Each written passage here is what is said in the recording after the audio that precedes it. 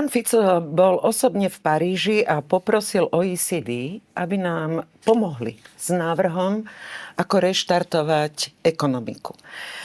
Sám teda priznáva, že to nie je dobré. Napriek tomu nás núti všetkých opakovať tú známu vetu: sme tady v táboře, sme tady rádi. Že je nám jednoducho dobre. Nie je to pravda.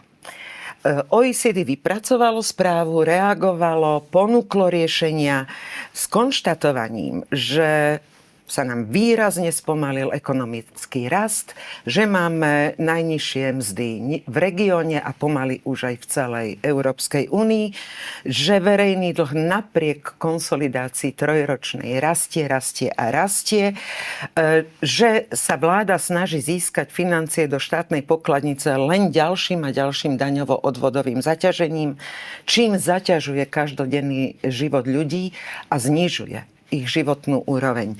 V kvalite života klesáme, v kvalite vládnutia klesáme. Zhrniem v jednej vete: zažívame krízu HDP.